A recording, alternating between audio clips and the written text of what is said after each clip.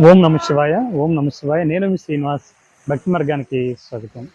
నా back side కనిపించేటువంటి క్షేత్రం వచ్చేసి పాదగయ క్షేత్రం. ఇది కాకినాడ జిల్లా, ఆంధ్రప్రదేశ్ రాష్ట్రం, పిఠాపురంలో ఉందండి. మనకి పిఠాపురంలోనే ఉన్నటువంటి ప్రసిద్ధ పుణ్యక్షేత్రాల్లో ఇది కూడా ఒకటి.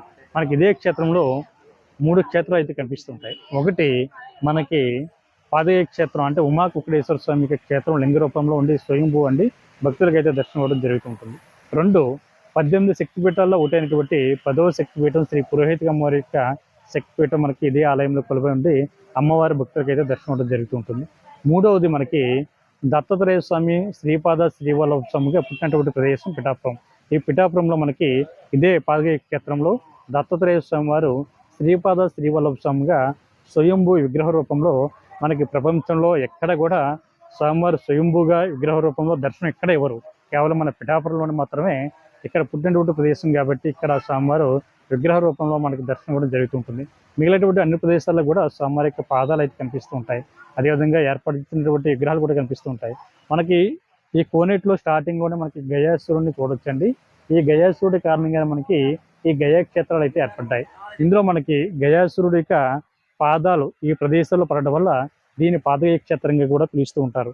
అంటే ఇక్కడ మనకి సాక్షాత్తు పరమశివుడు ఇక్కడ విగ్రహాన్ని మీరు సరిగ్గా చూసినట్లయితే మనకి గయాసురుడు యొక్క ఇక్కడ పడుకున్నట్టుగా కనిపిస్తున్నారు కదండి.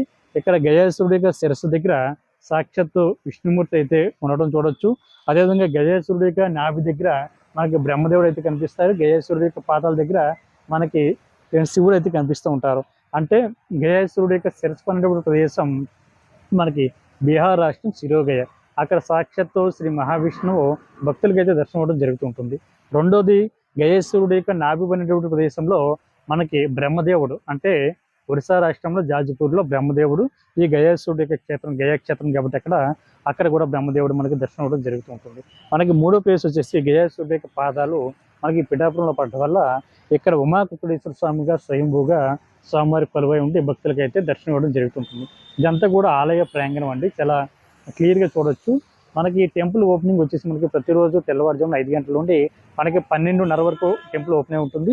తిరిగి మధ్యాహ్నం 4:30 నుండి రాత్రి 8:30 వరకు కూడా ఓపెన్ ఉంటుంది.